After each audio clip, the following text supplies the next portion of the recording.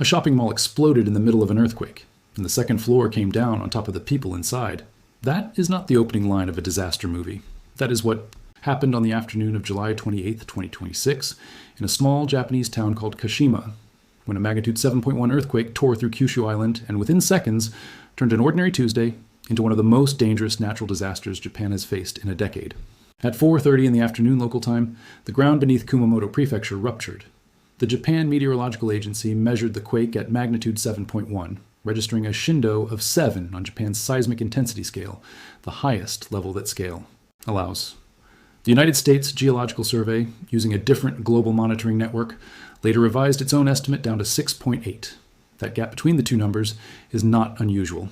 Japan's seismometers are dense, local, and calibrated specifically for its own fault systems, while the USGS relies on a broader, more generalized planetary network. When the two disagree by a few tenths of a magnitude, it is a normal feature of how earthquakes are measured from different distances, not evidence that either agency is wrong. The epicenter sat near the coastal city of Uto, roughly 30 miles southwest of Kumamoto City and about 55 miles east of Nagasaki. The rupture was shallow, only around 6 miles deep, which is precisely why the shaking on the surface was so violent. Shallow earthquakes lose less energy on their way up through the crust, so the same amount of released seismic force translates into far more intense shaking at ground level than a deep quake of the same magnitude would produce. Within moments, the damage began to show itself in ways that would dominate headlines for days. In the town of Kashima, the second floor of an Aeon Mall shopping center collapsed.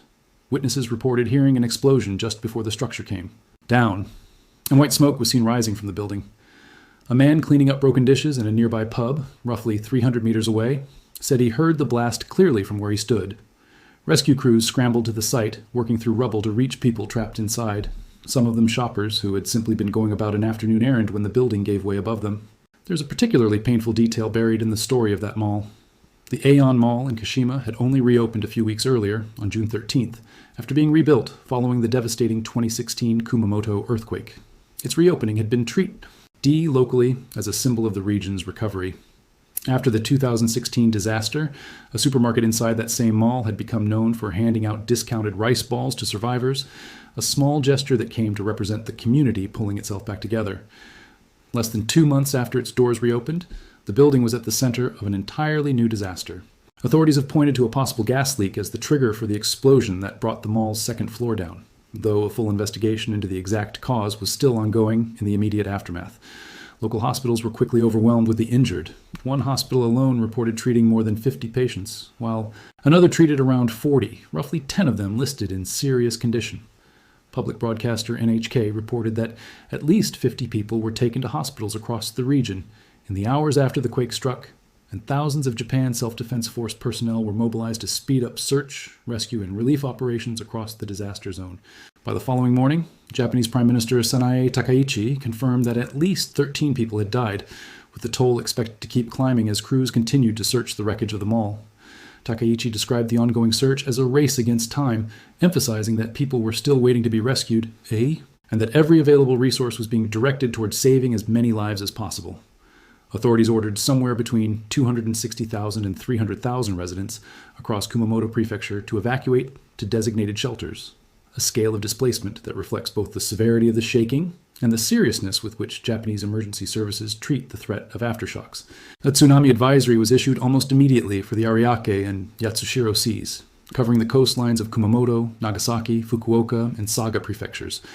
Officials initially warned of waves up to 1 meter, and the Prime Minister urged residents near the coast to move to higher ground as a precaution. Within 2 hours, the advisory was lifted. No tsunami waves were ultimately recorded. This is an important distinction to understand about this event. Unlike the catastrophic tsunamis generated by the 2011 Tohoku earthquake, this rupture occurred inland, on a fault system that runs beneath the island itself, rather than on the offshore subduction zone that produces Japan's most destructive tsunamis. Inland strike-slip earthquakes like this one can be extremely damaging to buildings and infrastructure directly above the fault, but they typically do not displace enough seawater to generate a major tsunami threat, which is exactly what played out here. The infrastructure damage, however, was extensive and immediate. Homes collapsed across multiple towns, and several fires broke out in Kumamoto City itself, the prefectural capital. Roads cracked and buckled, some of them splitting open along the exact trace of the underlying fault, and a highway bridge in the region buckled under the Shaki. Nung. A cargo train derailed at a station in the region. A chimney collapsed at a paper factory. The historic stone walls of Kumamoto Castle, a structure already familiar with earthquake damage, were harmed once again, with sections of centuries-old stonework reduced to rubble. Somewhere between 36,000 and 46,000 households lost power across the Kyushu region, and mobile phone service was disrupted for many residents trying to reach loved ones or call for help. Emergency earthquake alerts went out across 7 Kyushu prefectures in total, covering Kumamoto, Nagasaki, Kagoshima, Fukuoka, Saga, Oita, and Miyazaki, instructing residents to seek shelter immediately. One resident in Kumamoto, a 35-year-old recruitment agent, described the terror of the moment the shaking began, saying her office swayed violently from side to side and that she feared the building would come down. Around her, as everyone in the room panicked, accounts like hers, echoed across the region in the hours that followed, capture something statistics alone cannot: the sheer disorientation of experiencing nearly a minute of intense shaking with no way of knowing, in the moment, how bad it was going to get. Transportation ground to a halt almost immediately as a safety precaution. JR Kyushu suspended all of its rail lines, including its high-speed Shinkansen bullet trains and local services. Smaller regional operators, including the Minamiaso Railway and the Kumamoto Electric Railway, also halted operations. Aso Kumamoto Airport closed its runway entirely, with officials stating there was no timeline for reopening it.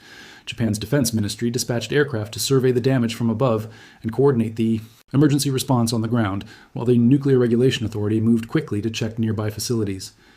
Kyushu Electric Power confirmed no abnormalities at the Sendai and Genkai nuclear power plants in neighboring prefectures, and Japan's broader nuclear regulatory checks found nothing amiss at any of the 3 plants closest to the epicenter. An important reassurance given the region's history with nuclear safety concerns following Fukushima. It's worth pausing to explain exactly what that Shindo 7 reading means, because it is easy to misunderstand if you're used to hearing earthquakes described only by magnitude. Magnitude measures the total energy released at the source of an earthquake, a single number for the entire event. Shindo, by contrast, measures the intensity of shaking actually felt at a specific location, and it can vary significantly across a region depending on distance from the fault, depth of the rupture, and local soil conditions. Japan's Shindo scale runs from 0 up to a maximum of 7, and reaching that top level means the shaking was violent enough to make it impossible to stand or move without crawling, capable of throwing furniture across rooms and causing significant structural damage even to reasonably well-built buildings. Very few earthquakes in Japan's recorded history have registered a Shindo of 7 anywhere, which underscores just how extreme the shaking was in the towns closest to the fault rupture, even though other parts of the country, and even other parts of Kyushu, felt only moderate to light shaking from the same event.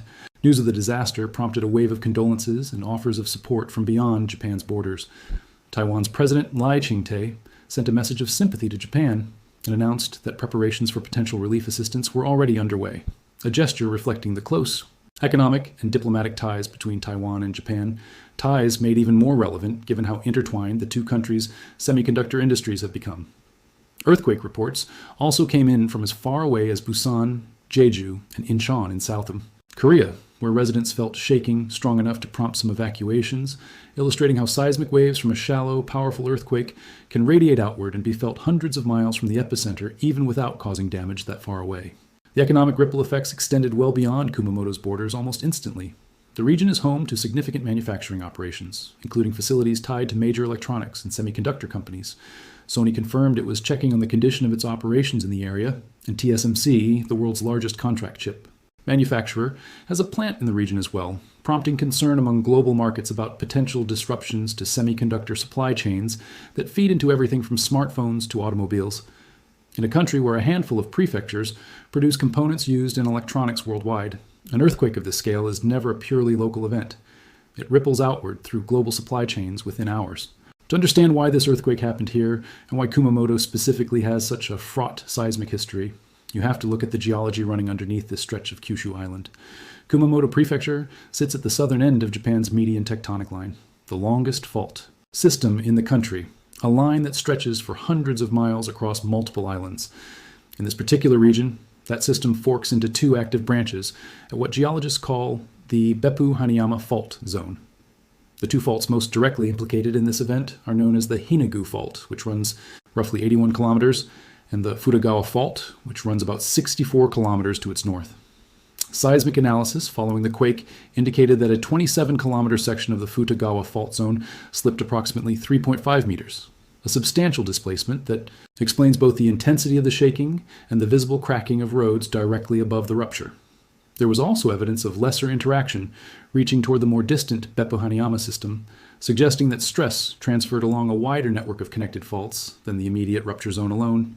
This is not new territory for Kumamoto. In April 2016, this exact region was struck by a sequence of earthquakes that remains a defining case study in modern seismology. That sequence began with two foreshocks, a magnitude 6.2 and a magnitude 6.0, which killed 9 people and injured around 800 before anyone realized a larger earthquake was still coming. Then, less than 2 days later, a magnitude 7 main shock struck the same area, killing roughly 50 people, injuring more than 2,000 and damaging or destroying tens of thousands of homes. That 2016 sequence fundamentally changed how the Japan Meteorological Agency communicates earthquake risk to the public, because it demonstrated clearly that a large earthquake does not guarantee the danger has passed. Sometimes a big quake is the main event. Sometimes it is a preview of something bigger still to come. Following the 2016 disaster, Japan moved away from language implying an area was now safer, after a large tremor, and adopted more cautious messaging, urging continued vigilance, which is exactly the tone officials struck after this most recent event. Following the 2026 rupture, JMA's Earthquake and Tsunami Countermeasures Planning Officer Shinji Kiyomoto addressed the public directly, noting that the shallow nature of the earthquake was actively triggering ongoing seismic activity throughout the area and urging residents to remain especially cautious over the following 2 to 3 days. This is standard, evidence-based Japanese emergency protocol, not vague reassurance. Aftershock sequences following a main shock of this size typically follow well-documented statistical patterns, where the probability of a further strong aftershock decreases day by day but never drops to 0 in the immediate aftermath. And history in this exact location has already shown that the sequence can escalate rather than fade. It's worth placing this earthquake in a longer historical context as well. Kumamoto's seismic history stretches back well over a century. In July of 1889, almost exactly 137 years before this event to the day, a magnitude 6.3 earthquake struck the same general area, killing 20 people. That level of destruction from what would today be considered a moderate earthquake reflects both the vulnerability of building construction at the time and the shallow, damaging nature of quakes generated by this particular fault network.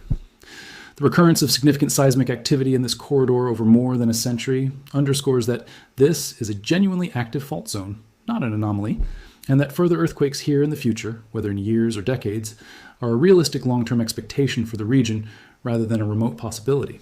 None of this is unique to Kumamoto within the broader Japanese archipelago. Japan sits atop one of the most seismically active regions on Earth, positioned at the junction of 4 tectonic plates: the Pacific, Philippine Sea, Eurasian, and North American plates. This is part of the wider Pacific Ring of Fire, a horseshoe-shaped zone circling the Pacific Ocean where the majority of the world's earthquakes and volcanic eruptions occur. Japan alone experiences roughly 1,500 detectable earthquakes every year, though the overwhelming majority are too weak to be felt by people at the surface, and only a small fraction ever cause meaningful damage. The 2011 Tohoku earthquake remains the benchmark against which every Japanese seismic event is measured, and for good reason. At magnitude 9.0 to 9.1, it was among the most powerful earthquakes ever recorded anywhere on Earth, and it generated a tsunami that killed nearly 20,000 people and triggered the Fukushima nuclear disaster. That earthquake occurred on the offshore subduction zone where the Pacific Plate dives beneath the North American Plate, a fundamentally different tectonic setting than the inland strike-slip faulting responsible for this Kumamoto rupture. Subduction zone earthquakes displace enormous volumes of seawater vertically, which is what generates large tsunamis, while strike-slip faults like the Hinagu and Futagawa systems primarily move horizontally, sliding past each other rather than thrusting up or down, which is a major part of why this event, despite its severity on land, did not produce the kind of oceanic displacement needed for a significant tsunami. It is this constant tectonic grinding that has forced Japan to become the global leader in earthquake engineering and public preparedness, and that expertise is precisely why the death toll from an earthquake of this magnitude, while tragic, remains far lower than it would be almost anywhere else in the world. Much of that engineering expertise was hard-won. The 1995 Great Hanshin earthquake, which devastated the city of Kobe and killed more than 6,000 people, exposed serious weaknesses in buildings constructed before Japan's modern seismic codes took effect, and it triggered a sweeping overhaul of construction standards nationwide. Older buildings built before 1981, in particular, were identified as being at much higher risk of collapse, and Japan has spent the decades since retrofitting or replacing much of that vulnerable older stock. That history matters here too, because damage assessments following any major Japanese earthquake tend to show a similar pattern. Newer, Code-compliant buildings surviving with manageable damage, while older structures, or those weakened by prior seismic events, are far more likely to fail catastrophically. Japanese building codes today are among the strictest on the planet, requiring structures to be engineered to flex and absorb seismic energy rather than resist it rigidly, which is often the difference between a building that cracks and a building that collapses entirely. The country's earthquake early warning system, which uses the initial, faster moving but less destructive P waves of an earthquake to estimate its size and location, can issue public alerts through television broadcasts, cell phones, and train networks in the seconds before the slower, more destructive S waves and surface waves arrive. Those seconds, sometimes as brief as 5 or 10, are enough to halt bullet trains, stop elevators at the nearest floor, and give people just enough warning to take cover. That system does not prevent damage, and it did not prevent the tragedy at the Aeon Mall, but it is part of why fatalities from Japanese earthquakes are consistently lower relative to their magnitude than comparable quakes elsewhere in the world. It's also worth being clear about what did not happen here, because misinformation tends to spread fastest in the hours after a major disaster. There was no tsunami wave recorded, despite the advisory. There were no reported abnormalities at any nuclear facility in the region. This was not connected to the devastating 2011 Tohoku earthquake and tsunami, which struck an entirely different part of Japan, generated by an entirely different type of fault along the offshore subduction zone, and which remains a distinct and separate historical event. Comparisons between the two are understandable, given the shared word Japan and earthquake. But geologically and mechanically, these are different phenomena, and treating this Kumamoto event as a sign that a Tohoku-scale tsunami disaster is imminent elsewhere in Japan is not something the seismic evidence supports. Landslides represent another serious secondary hazard in the days following an earthquake like this one.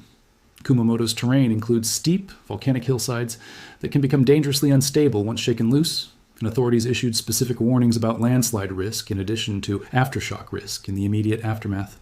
Slopes weakened by the initial shaking can fail days or even weeks later, sometimes triggered by nothing more than an aftershock too small to be felt as an earthquake on its own, or by rainfall settling into cracks the earthquake left behind. This is part of why Japanese emergency officials so consistently pair their aftershock warnings with instructions to avoid damaged structures and unstable slopes, rather than treating the earthquake itself as the only danger that matters. In the days following the main shock, seismologists and emergency planners turn their attention to two central questions: how the aftershock sequence will behave, and whether any nearby geological systems, including the region's active volcanoes, show signs of change. Kyushu is home to some of Japan's most active volcanoes, including Mount Aso, one of the largest calderas in the world, and Sakurajima, a volcano so active it produces small eruptions on a near-daily basis even without any outside trigger. Seismologists do study the relationship between large earthquakes and changes in volcanic activity, because seismic waves passing through a volcano's magma chamber can, in some documented cases, alter pressure within the system enough to influence eruptive behavior. This relationship exists in the scientific literature, but it is far from automatic or universally observed. Most large earthquakes near volcanoes are not followed by any notable change in eruptive activity, and monitoring agencies typically watch for weeks rather than days before drawing conclusions, precisely because the connection, where it exists at all, tends to unfold gradually rather than immediately. As for the broader question of whether this earthquake signals something larger still building beneath Japan, the honest scientific answer is that forecasting the precise timing, location, and size of future earthquakes remains beyond current scientific capability. In Japan or anywhere else, what seismologists can do is calculate probabilities based on how stress has shifted across a fault network following a major rupture, and Japanese authorities have historically been transparent about publishing these probability estimates for the public, including specific percentage likelihoods for further large earthquakes striking the immediate area in the days and weeks that follow. Those numbers are not certainties. They are statistical tools built from decades of recorded seismic behavior in this exact region, and they are the closest thing to genuine forecasting that exists in earthquake science today. Anyone claiming they can predict the exact date, location, or magnitude of a future earthquake, whether through planetary alignments, lunar cycles, or any other method outside of established seismology, is offering something that has never been validated by the scientific record. Decades of research into correlations between tidal forces, lunar phases, and earthquake timing have produced, at most, extremely weak and statistically marginal effects that are nowhere near strong enough to generate meaningful predictions, and mainstream seismology does not rely on them for forecasting. What can be said with confidence is this. Kumamoto sits on a well-documented, historically active fault system that has now ruptured significantly twice within a decade, in 2016 and again in 2026. The region's shallow strike-slip faulting produces intensely damaging surface shaking even at moderate depths. Japan's infrastructure warning. Systems and emergency response protocols, refined over decades and stress-tested by disasters including the 2011 Tohoku earthquake and the 2016 Kumamoto sequence, are actively reducing the human cost of a disaster that could otherwise have been dramatically worse. And the work ahead, for the thousands of displaced residents, the rescue crews still searching rubble, and the engineers assessing damaged roads, bridges, and historic structures like Kumamoto Castle, is only beginning. Kumamoto has been here before. In 2016, this same prefecture buried its dead, rebuilt its castle stone by stone, and restored a region that many outsiders assumed would take a generation to recover.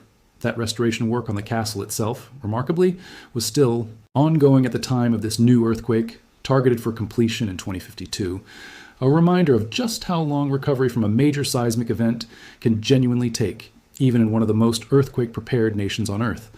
The mall that had only just reopened as a symbol of that decade-long recovery now sits at the center of an entirely new tragedy, a reminder that resilience in earthquake country is rarely a finished project. It is an ongoing process, rebuilt one structure, one policy update, and one hard lesson at a time. The scenes of collapsed buildings, evacuated neighborhoods, and a shattered shopping mall are difficult to watch, and the loss of life is a real and serious tragedy, one still being tallied as rescue crews continue working through the wreckage. Tens of thousands of residents are currently sleeping in evacuation centers rather than their own homes, uncertain how long it will be before they can return, or what they will find when they do. Manufacturing plants tied to global supply chains remain under inspection. Transportation networks that normally move millions of people a day through Kyushu remain partially suspended. None of that recovery happens overnight, and none of it happens without real cost, both human and economic. But the response already underway, backed by some of the most advanced seismic monitoring and emergency infrastructure in the world, is the same system that has helped this exact region recover once before, and the same system that has made Japan, despite sitting atop some of the most dangerous fault lines on the planet, one of the safest places in the world to weather an earthquake of this magnitude. That is not a coincidence. It is the direct result of decades of investment, research, and hard-earned lessons from disasters that came before, and it is that same investment that will guide Kumamoto through whatever comes next, whether that is a fading aftershock sequence or, as history has shown is entirely possible in this exact location, something more. If you found this breakdown of the Kumamoto earthquake informative, make sure to subscribe for continued coverage as the recovery effort unfolds and new details emerge from the region. Leave a comment below with your thoughts, or if you have connections to Kyushu or Kumamoto, share how you or your loved ones are doing. Hit the like button if you want to see more clear, fact-based breakdowns of major world events like this one, and turn on notifications so you don't miss the next update. Thank you for watching, and stay safe out there.